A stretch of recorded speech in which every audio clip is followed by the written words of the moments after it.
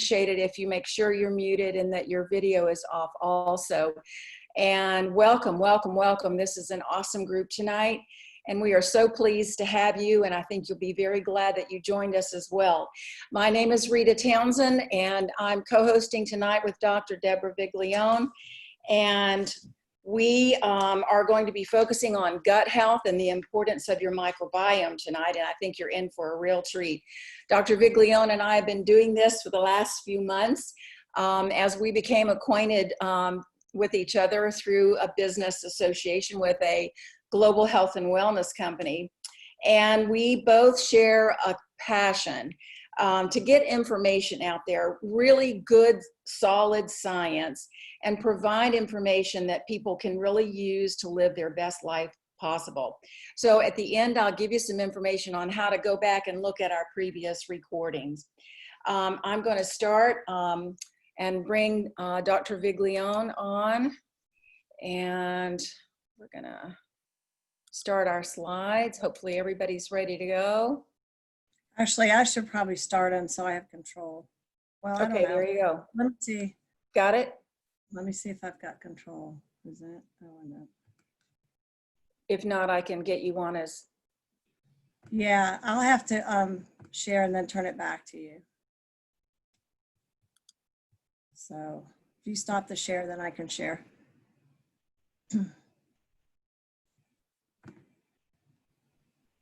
Yes. Now, that'll be good when they figure out how to put both people screen sharing at the same time. It's always a challenge. Okay, great. Are you on now? I am. There we go. Okay, great. All right, well, welcome again, everybody. And I'm going to turn this over to Dr. Viglione in just a minute. I'm going to tell you a little bit about Dr. Viglione. She has been practicing medicine for over 30 years. She is board certified in internal medicine and board certified in anti-aging and regenerative medicine. She is a member of the American Academy of Anti-Aging and Regenerative Medicine. And she also serves on the board of a global health and wellness company. So she really, really is into the science, but also into what the best options are available to you for your best health possible, and she stays on top of that. I think you'll find some great information tonight, and I'll turn it over to Dr. Viglione. Okay, thanks, Rita. This is always so fun to talk about different parts of the body. I'm such a geek and a nerd. But anyway, when we're talking about the gut, which sounds like really a non-medical term, it sounds so vulgar almost, but we're looking basically from the salivary glands. People forget about that. So much of your digestion starts in your mouth with the enzymes that you release depending on the types of food you're eating. Chewing is super important because that helps with the digestion and the release of those enzymes. And we don't think about that.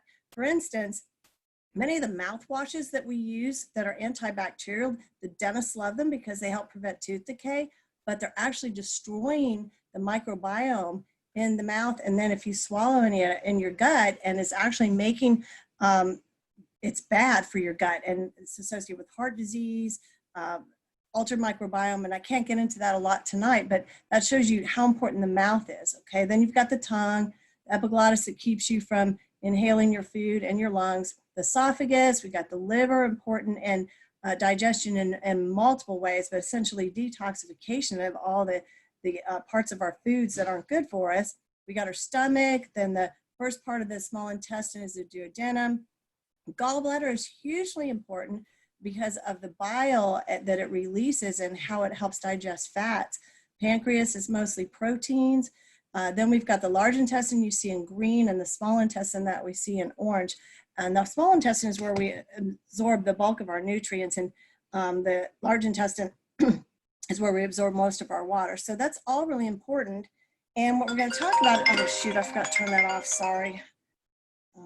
Thought I'd turn it on silent. That's my stepson. Always something. Okay, so it's the second brain. Last time we talked about our brain and our cognitive function, so I felt like it was good to go right into the gut, because if you don't have a healthy gut, you can't have a healthy brain, and we'll get into that in more detail. Okay, so this shows you kind of a microscopic view of what the lining of the intestine looks like. So you have a really long intestine, but each one of these little fingers that you see coming off here adds more surface area. And this is what we call the brush border. But this is where the bulk of our nutrients are absorbed because it's increasing the surface area. And these cells on the left, you can see there's kind of like a glue or a Band-Aid holding them together. Those are what we call tight junctions. And you can see this barrier between our intestine and all the food we're eating, and the blood vessel behind it is only one cell layer thick. So this needs to be extremely healthy, because over at the right, we can see when these tight junctions are destroyed or inflamed, there's a gap. And sometimes they're called gap junctions. Then all of these bad things, chemicals, bacteria, etc., that's not supposed to be there can get into our bloodstream. And you can see that here. And that's causing malabsorption of our nutrients, autoimmune disease, inflammation. And our brain that we talked about last time is the same as this. So our blood-brain barrier is breached. So toxins, molds, viruses, bad bacteria, and food particles get in where they're not supposed to go. Okay, so this will tell you that something has changed, that 54% of children have some type of chronic disease by the age of 17. And this is from the CDC in 2011. 1 in 14 children has a developmental disability. 1 in 28 boys is born with, well, not born with, but develops autism spectrum disorder. 1 in 10 has ADD. And then 1 in 2 is going to be diagnosed with cancer before they die. There's been a huge increase in depression, anxiety, celiac disease, gluten sensitivity, multiple sclerosis, ALS or Lou Gehrig's disease, Alzheimer's, and Parkinson's. So something has happened over the last 25 years, and it's causing genetic, neurological, autoimmune, and metabolic injuries to our body. So what has changed? What has changed so drastically in our environment to cause this? And it's basically chemical production. If you look, there's greater than 4.5 billion pounds of glyphosate used every year. That's Roundup. We've genetically modified our plant species. When they say Roundup Ready crops, they're using Roundup as a finishing agent, like to dry the wheat. And so almost everything we eat has glyphosate in it. It's water soluble, which is a huge problem. So it's getting into our water table, our oceans, our rivers, and air. And it has at least a 15-year half-life in the soil. And if you see, I was talking to some veterinarian recently, they are getting the same types of diseases that we're seeing in humans, and that's pretty scary. So people would say, well, where am I getting this? If you're not out spraying your yard, well, you're getting it in your food. And this just shows you some of the areas where you're getting it, because GMO, genetically modified foods, are using Roundup. So this is kind of a typical American lunch, unfortunately. So why is Roundup so bad? Well, it's inhibiting a major, what they call cytochrome enzymes in the liver. These are how we detoxify. And the cytochrome P450 is used largely in phase 1. The liver goes through phase 1 and phase 2 detoxification. So this is an extremely important enzyme, and it's inhibiting that. So you cannot begin the whole process of detoxifying chemicals and bad things for you. It's been implicated as one of the factors that's causing the celiac disease and gluten sensitivity that has really skyrocketed. It's depleting vital amino acids that we need, the tryptophan, tyrosine, methionine. These are all very, very important for your brain and neurotransmitters. It's causing iron deficiency, many minerals, because it can actually chelate, and chelate just means really to claw, to basically grab onto these and get it out of the body. So we're losing vital nutrients, particularly minerals. It's also been associated with reproductive issues. One of my conferences we went to said that we are approaching, I think we're at 40% now, approaching 50% infertility. And once we reach that, traditionally, historically, a species goes extinct when you can't reproduce. So this is very scary. And of course, the news now is about non-Hodgkin's lymphoma. There's been class action suits because the Roundup has definitely been associated with that. Now, this is really kind of scary, and I'd never really thought about it before when my kids played soccer and flag football, but we have toxic neighborhoods. The third largest crop is lawn grass. And, when you buy the sod, it's so beautiful and green because it is so heavily chemical sized with fertilizers, herbicides, and pesticides. So your soccer fields, your parks, your golf courses, I knew that, I live on a golf course, but all these places that the kids play is really toxic. And so there's this website you can look at for farmersfootprint.us to look for non-toxic neighborhoods. And I'm hoping as neighbors and conscientious citizens that we're going to push to make our neighborhoods more non-toxic. This is just a cute illustration really of the leaky gut that I showed you before, but you can see the gut, the large intestine, this looks like is really the orange part. And then you can see what's inside the intestine, but then you see it lurking outside in the dark area, which would be the bloodstream, and we don't want it there. So it's wreaking havoc on our intestinal lining. Now this shows you the intestinal lining, basically those tight junctions over here to the left, those are the greenish yellow fluorescent. You can see that they're all intact there. Then the next slide is 6 minutes and 10 minutes and 16 minutes after eating a hamburger from a corn-fed cow that was a GMO burger, because the corn is GMO unless you buy organic, and you can see that those tight junctions are completely blown apart. So all of the toxins are getting in. All right, so this is right in front here, I can't see. Okay, so serotonin is one of the main neurotransmitters that is made in the gut. And why this is so important, we call it the second brain, as most of our neurotransmitters are actually made in our gut. The serotonin is particularly important because we think 80 to 90% is actually made in the gut. And it's super important for mood, appetite, digestion, sleep, memory, sexual desire, and function. It's just, I always call it the feel-good hormone. Dopamine is probably my second feel-good hormone. It's more important for movement, because people with Parkinson's have abnormal movement and they have a deficiency in dopamine. It's important for pleasure and attention. It's kind of the get up and get you motivated neurotransmitter. Norepinephrine and epinephrine, you probably know more as adrenaline. It increases your heart rate, your blood pressure. It gives you that burst of energy you need if you're running from a predator. And it's important in your sugar and fat metabolism, arousal, mood, alertness. And all these are synthesized in the gut as well. And the gut bacteria help maintain a balance between these hormones. And it's also important to help the gut move like it's supposed to. So if you're constipated or have diarrhea, chances are you have an abnormality in the balance of the neurotransmitters.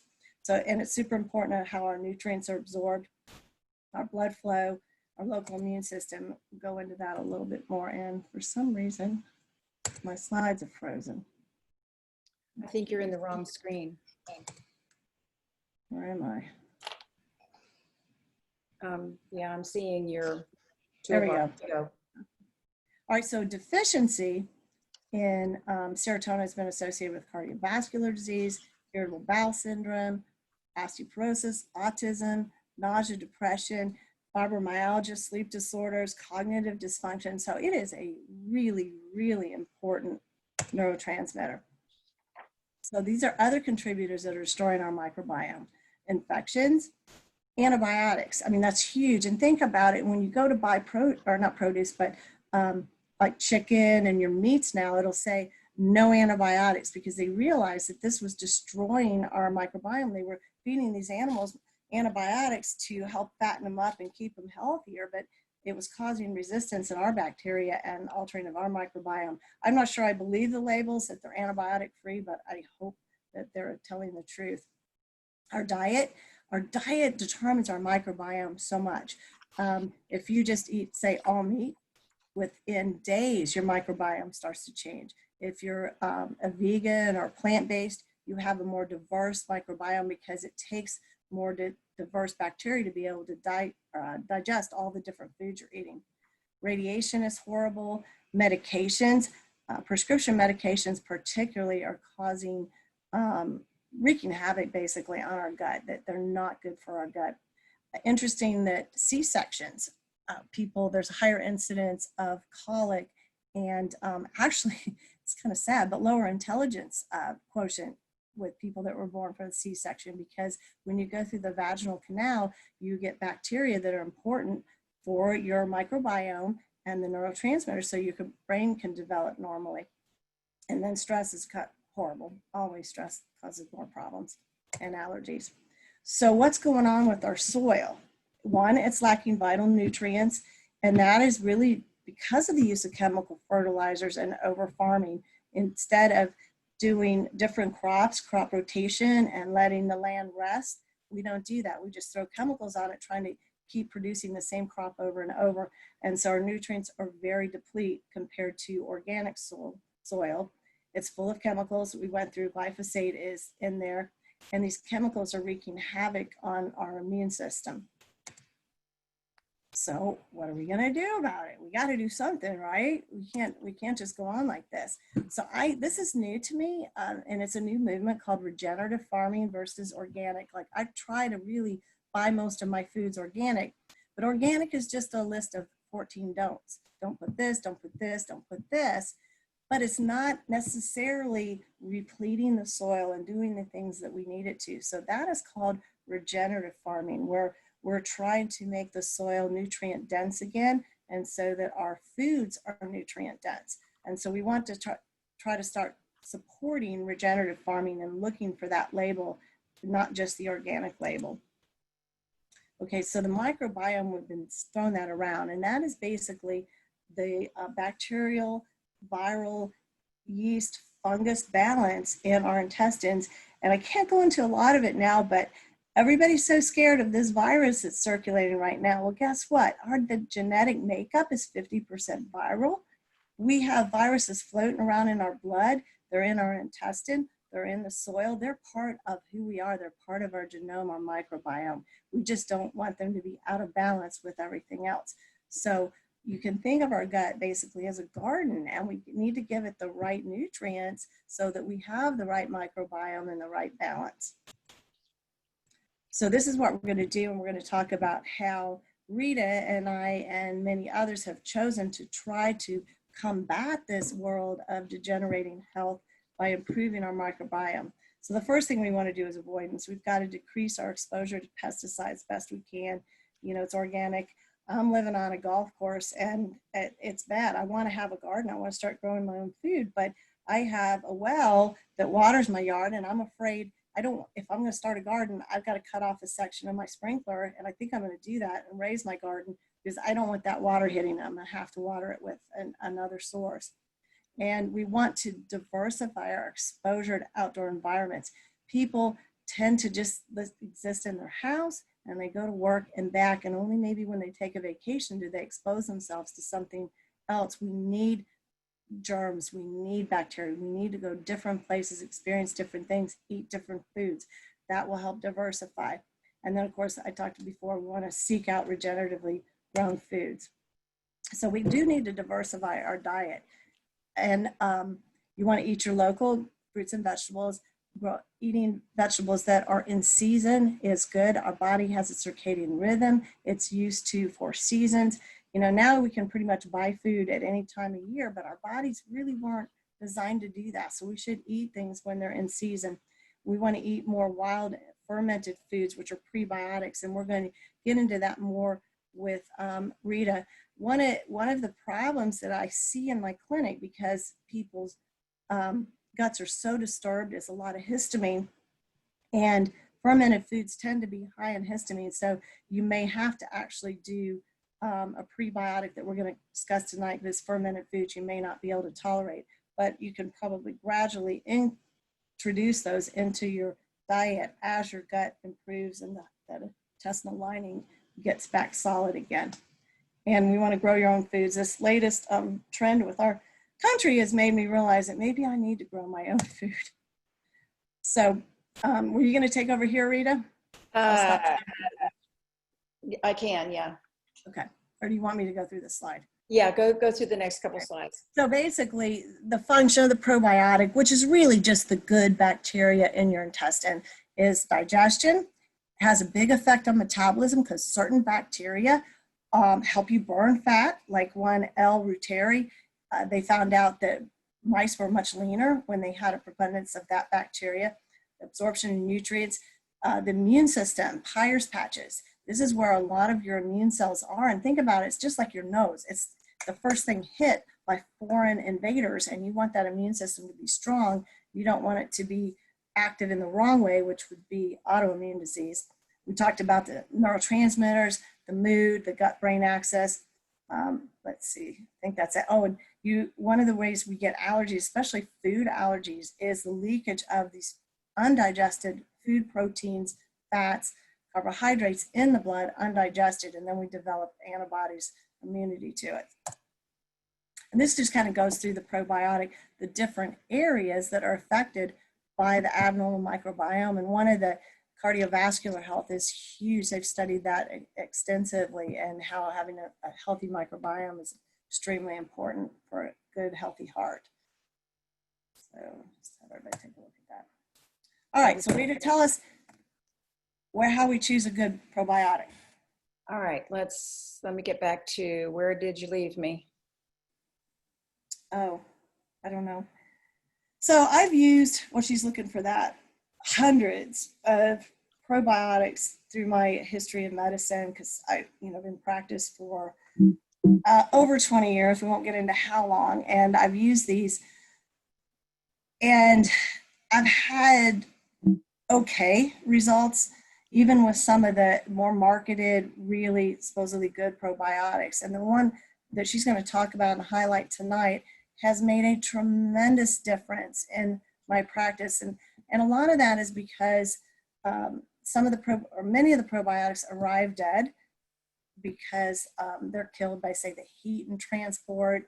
There's so many things that they can be dead when you get the bottle. They don't make it to where they need to go. Maybe it's just a poor product to start out with. But I was blown away when I started seeing the results I've seen with this particular probiotic. And one little case I just want to tell you, I had somebody, I think he wasn't very old, like 18, 20, and he'd started having depression. And it had started when he'd gone to some music fest, I guess, and ate bad all weekend. And remember, again, it doesn't take but a few days of eating bad to alter your microbiome. And I said, well, why don't we just start you on a probiotic, explain to him how the neurotransmitters are made while I get some lab work. And when he came back to go over his lab work, he says, I'm cured. So never underestimate the power of a good probiotic. I love that. It is so incredible to know, or to try to grasp the science of how our body works and what we can do to really maximize what's available to us, now that you might have a little bit more of an understanding of the importance of the gut and a good, really balanced microbiome. It controls so much of everything that's happening in your body. So what we want to do next is make a couple of recommendations also. So with all the things that we're lacking, what can we do? We can start by helping our microbiome get in balance with a really good probiotic. And here's some guidelines to help you choose. You need to look at strains, colony forming units, the delivery system, the beta glucan that's in it, and storage. So let's take a look at, first of all, some strains. The probiotic that we're talking about has 6 really common, well-known strains of bacteria. I'm not going to go through all of them, because all the information tonight is going to be made available to you also. But what I do want to point out to you are a couple of things in these bacteria that are just incredible. We're talking about boosting your immune system, something that we're hearing a lot about now. Digestion, absorption of the nutrients that we are getting through our food source. And the delivery of the strains is really important on how they actually get into the gut.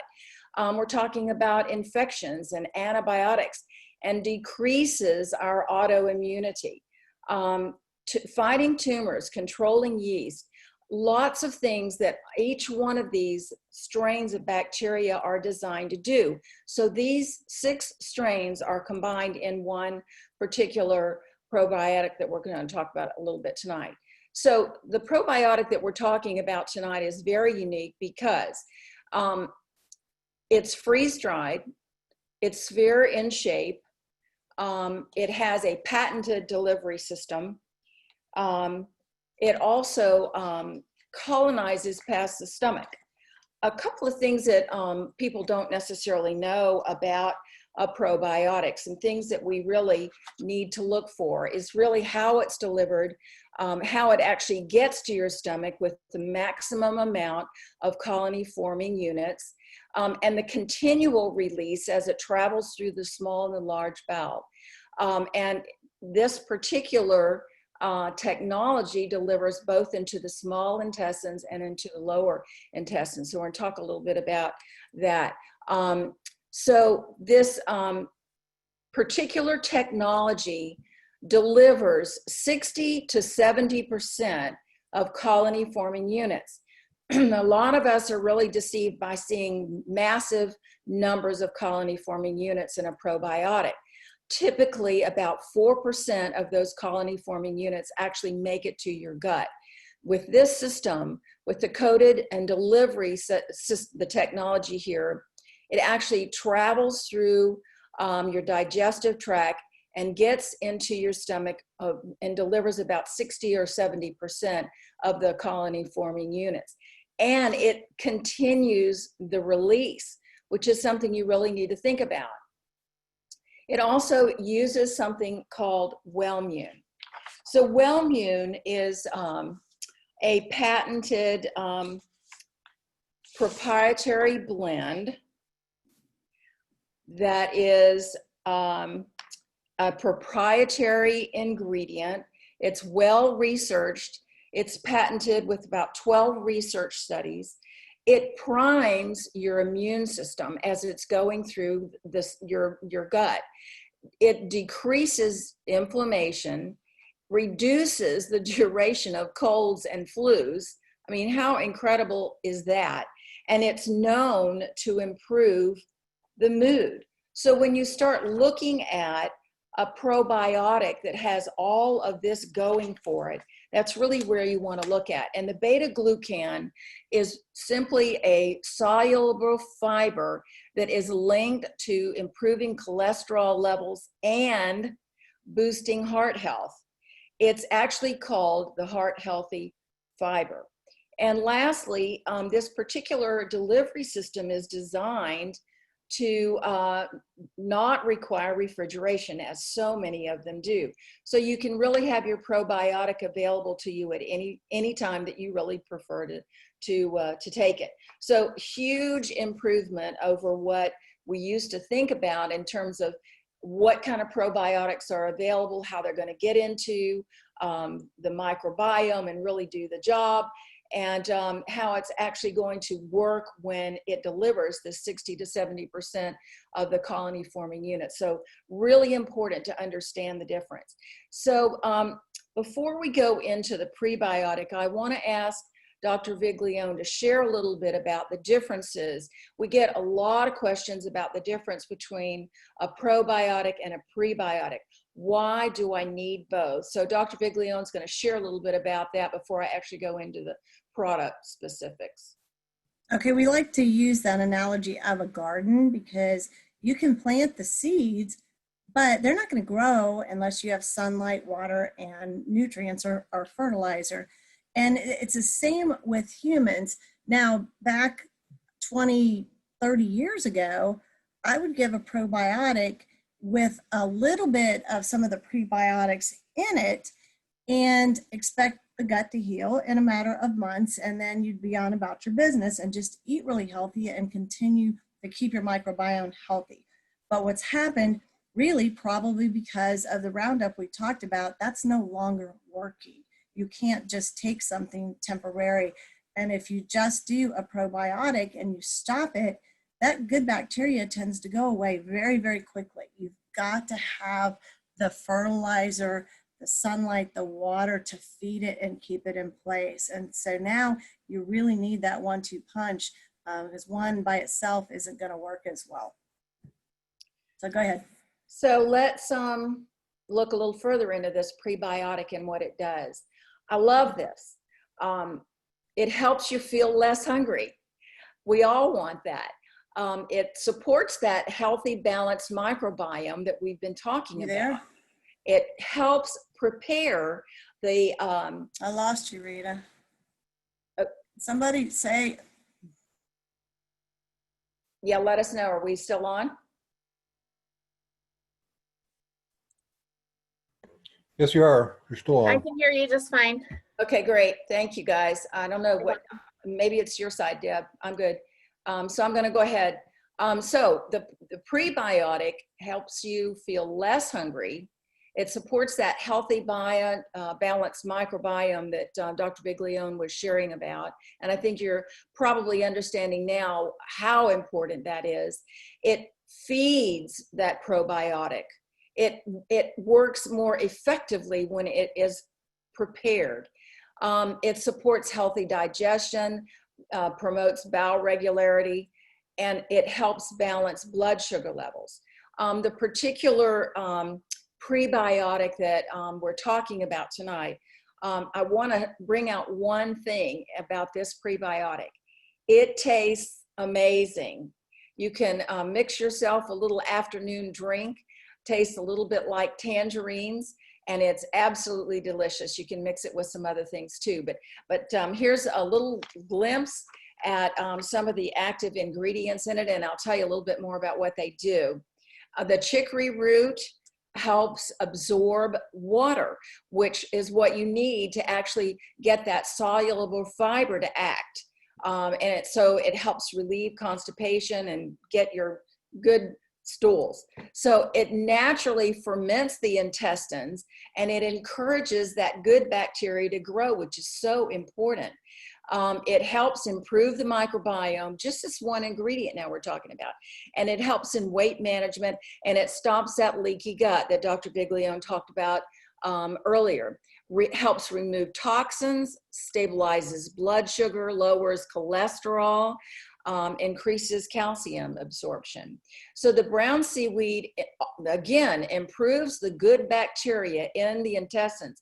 So this is a beautiful system that is designed to work together. Lowers triglycerides. These are probably things that maybe you have had to watch in your own personal health. Increases serum Ig, which is basically your immune system, and helps improve weight.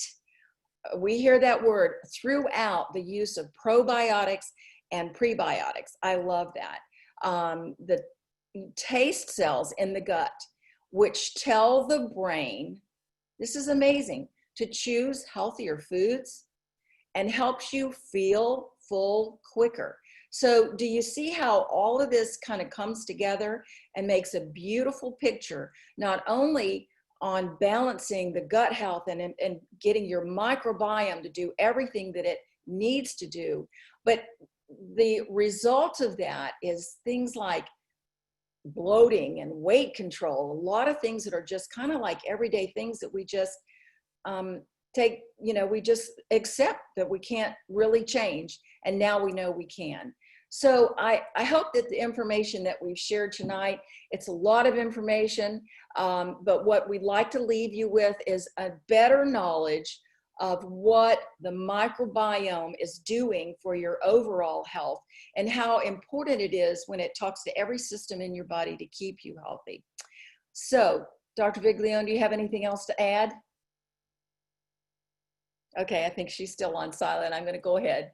All right, so we've had a lot of questions on where to find this information, and we welcome questions. You can email either one of us. Dr. Biglione's email is on the screen, my email, and we're happy to answer questions. In addition to that, this webinar tonight and all of our previous webinars are posted on my YouTube channel under my name and also under Dr. Biglione's name. If she mentioned the one on nutritional support for COVID-19, and we did that months ago. And as we've journeyed through this pandemic, we have seen more and more validation of some of the things that we started sharing months and months ago. So I invite you to go back and take a look at that and view that because it's so relevant now. And I believe that Dr. Biglione was way ahead of the curve on that. So thanks very much for joining us tonight. We invite your comments and we hope to see you next time. Thank you. It's every first Monday of the month, and if things go according to plan, we're going to talk about our mitochondria next time. All Great. right, Good night, thanks for everybody. tuning in.